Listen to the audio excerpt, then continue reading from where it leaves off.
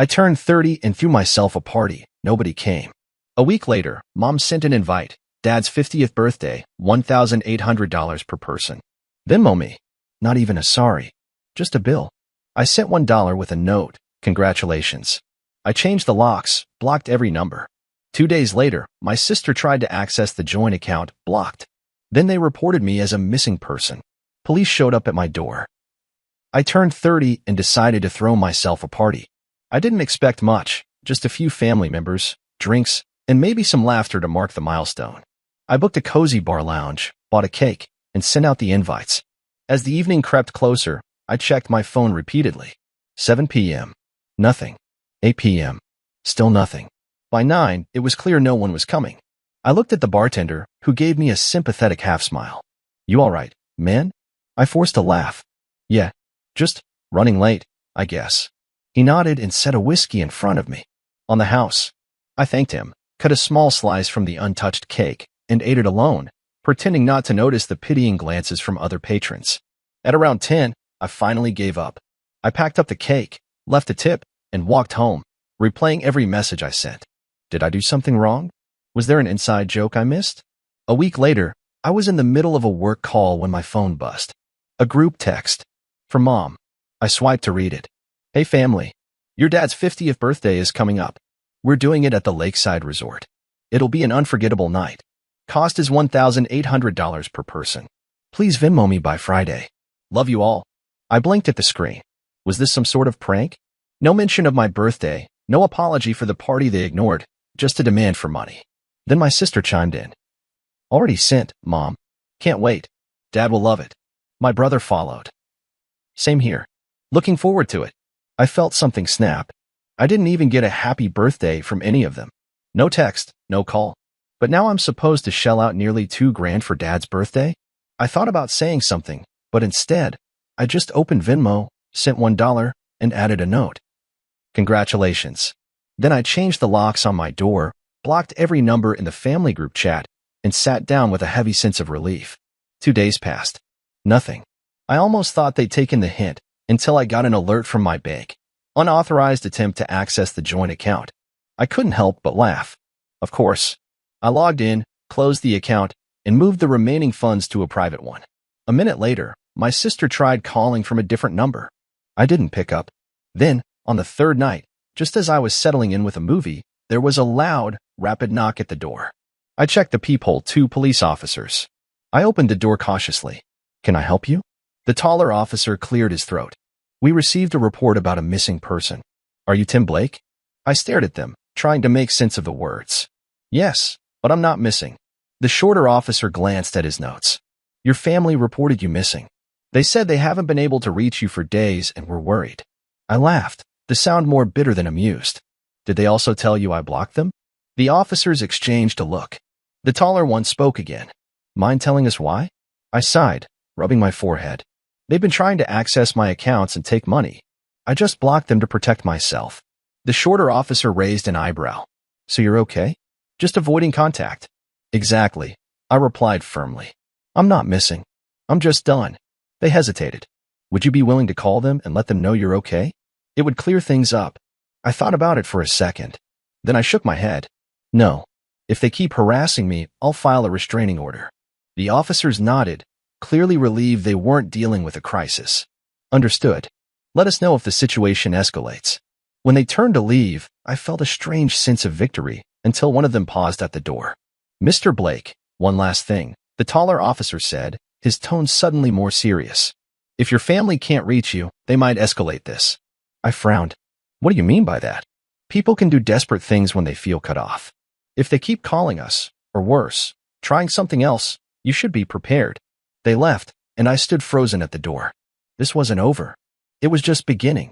I sat on my couch, staring at my phone. For 2 days, nothing. Silence. I thought they got the message. But then it started. My phone buzzed, unknown number. I ignored it. Another one, Mom. Declined.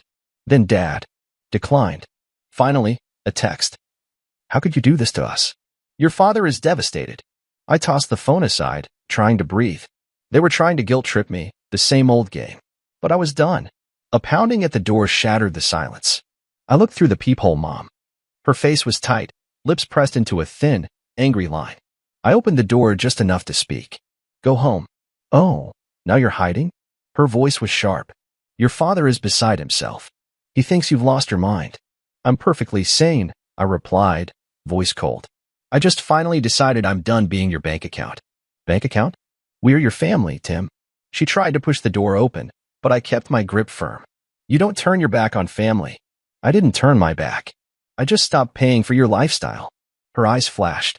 So this is about money to you? After everything we've done for you? I laughed. Everything you've done? Do you mean the guilt trips? The constant demands?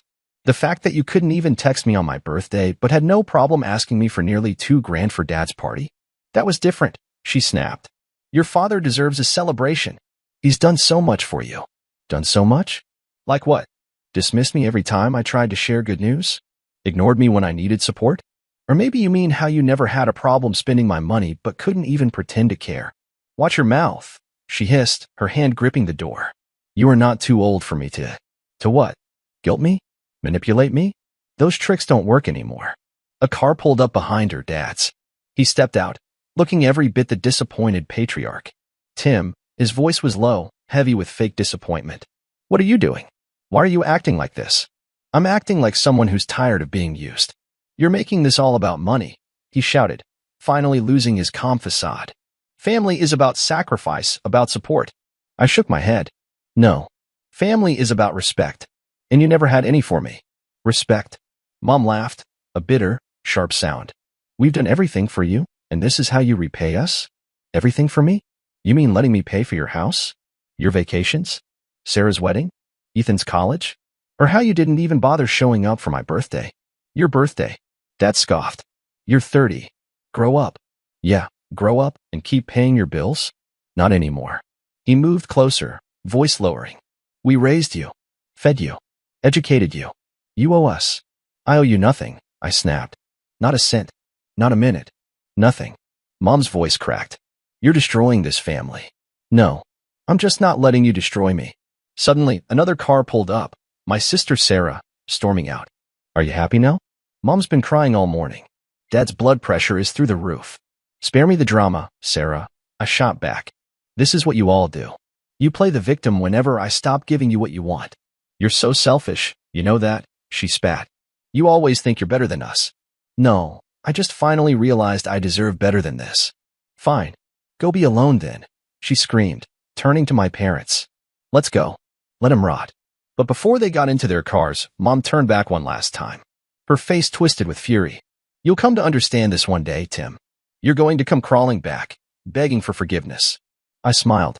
Don't hold your breath. They left, tires screeching, and the silence that followed felt like a cold, clear sky after a storm. I leaned against the door, my pulse racing. Then my phone buzzed. I almost ignored it until I saw the notification. Unauthorized login attempt on your bank account. My heart skipped a beat. They were trying to hack my account. Another notification, password reset request received. They were desperate. But they didn't understand, the more they pushed, the harder I'd push back. I didn't wait. I opened my banking app and double-checked everything, every account, every credit card. Locked. Two-factor authentication on everything. Then I went further. I called the bank. Yes, this is Tim Blake. I want to place a security hold on any joint accounts with my family's names. Mr. Blake, are you certain? This will restrict their access entirely. I'm counting on it. The next call was to the mortgage company. My name was still on the house my parents lived in. I co-signed years ago, another favor they begged for. I wasn't even sure they were still paying it off. I need to temporarily freeze any changes to the mortgage account under Tim Blake's name, I instructed. Understood, sir. But this may prevent the account holder from making payments. Good. As I hung up, my phone buzzed again, unknown number. I let it ring, but the messages followed. Tim, what are you doing? You're going to ruin everything. Mom, you have no idea what you're starting. Sarah, I ignored them. They wanted chaos? I would give them chaos. Then, an email from my lawyer. He was brief and to the point. Tim, your family has tried to remortgage the house without your consent. They need your signature. I blocked the attempt, but they may try something else. My jaw tightened. So they were trying to take full ownership behind my back. Of course. Another call. This time, I picked up. Tim, it's Dad. His voice was low, almost calm. A fake calm, like a storm about to break. Make it quick. Why are you doing this? Freezing the mortgage? Your mother is in tears. We're your family. No. I was your bank account. And now that's over. This is ridiculous. You're hurting everyone. I'm protecting myself. I saw the remortgage attempt. I know what you're trying to do. Silence. Then a sigh. We're trying to fix things, Tim. You're the one making it impossible. Fix things? Or just take everything while you still can. You're a burden. I hung up. My hands were shaking, but it wasn't fear. It was rage. They thought they could keep using me, draining me, then toss me aside. No, not anymore. I called my lawyer. John, I want to sell my share of the house. I want it done fast.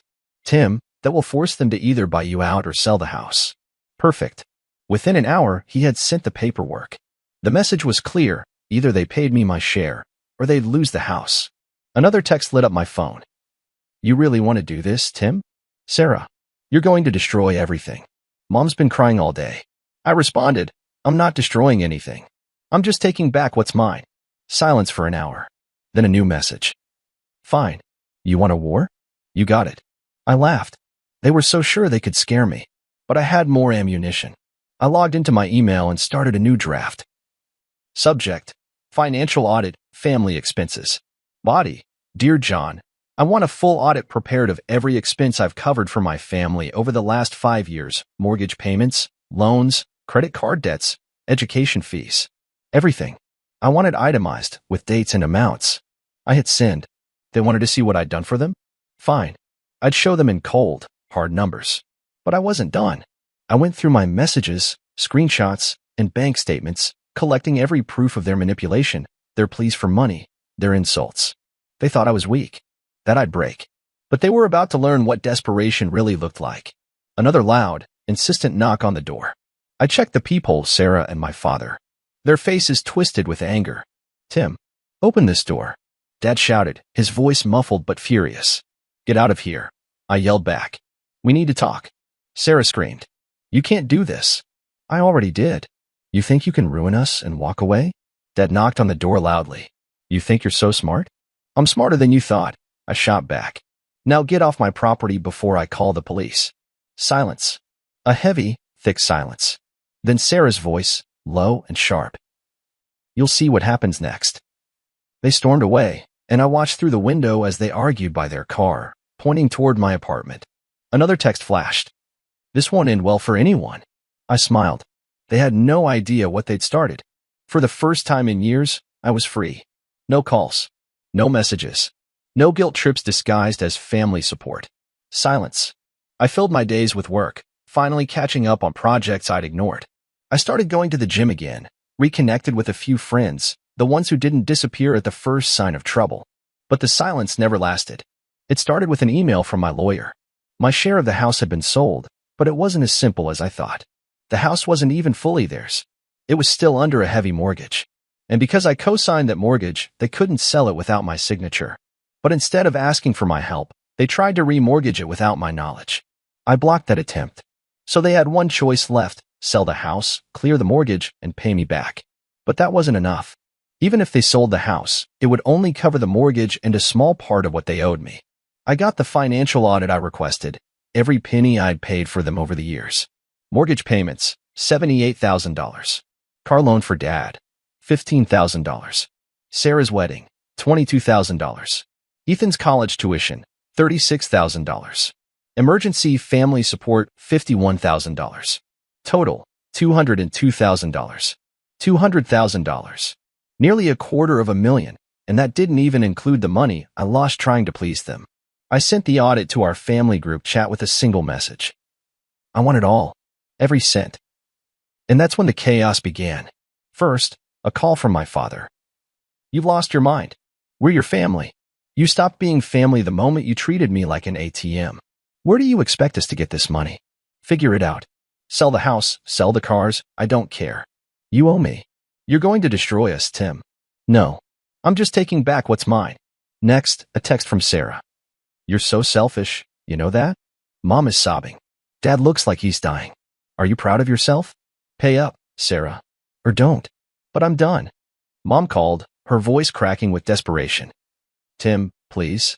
We can't just give you $202,000. We don't have it. Then sell everything. Or start working for once. We raised you. We gave you everything. No. I paid for everything. And now you will too. Days turned into weeks. My lawyer kept me updated. They put the house on the market, a quick sale, but the market was slow. The price wasn't enough to cover the mortgage and my demand. So they sold the cars. First, Dad's SUV. Then Mom's sedan. Finally, even Sarah's car, the one I helped her buy. But it still wasn't enough. I thought they would give up, but they didn't. Instead, they went to family, begging for loans, spinning their own twisted version of the story. Tim betrayed us. Tim is ruining our lives. Some relatives refused. Others lent them small amounts out of pity. But it wasn't enough.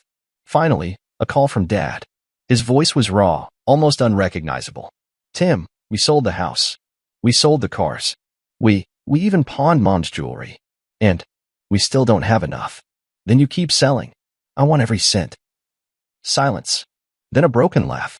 You know, you're killing us. No. You killed yourselves the day you decided I was just a bank account. 2 days later, the transfer arrived. $202,000. Every cent. I stared at the number, felt the rush of satisfaction, but also a cold emptiness. I won. But what did I win? Then, another text from Sarah. You destroyed everything.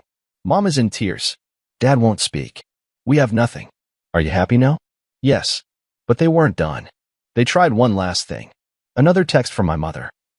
Tim, we need to talk. You can't just abandon your family like this. I didn't abandon anyone. I took back what's mine. Family isn't about money, Tim. No. But it was for you. And now it's not. I blocked her number. I blocked Dad. I blocked Sarah. Then I went to the family group chat, scrolled to the top, and hit Leave Group. For a moment, there was a twisted peace. Silence. Real silence.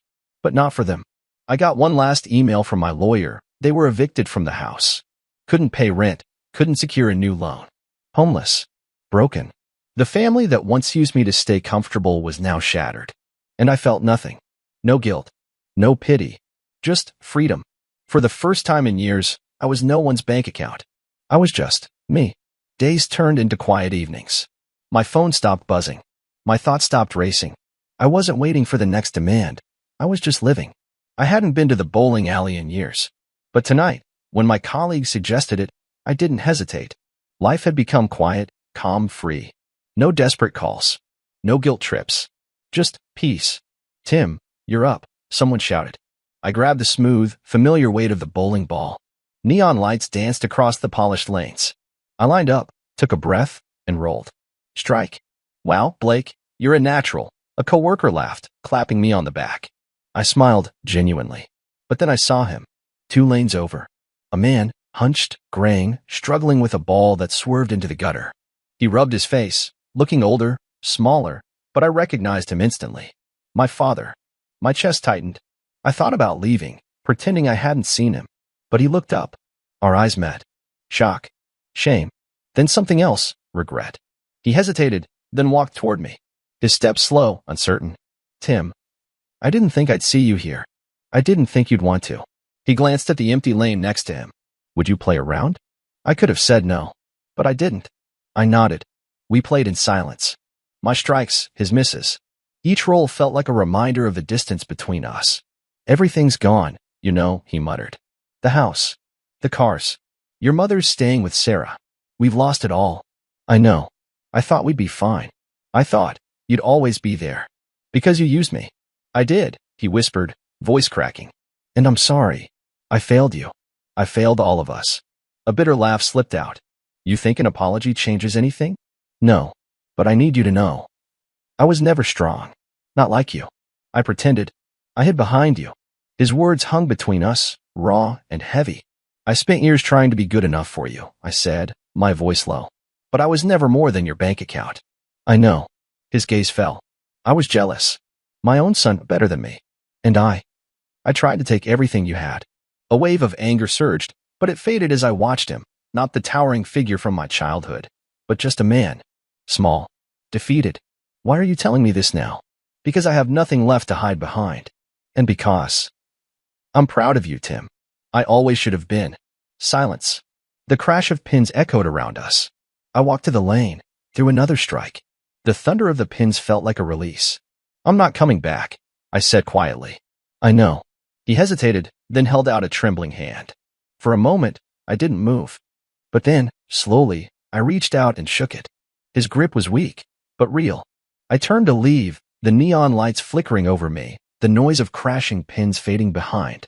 I didn't look back. Outside, the night air was crisp, the city alive. I breathed in, feeling a weight lift from my shoulders. For the first time, I wasn't angry. I wasn't trapped. I was just free,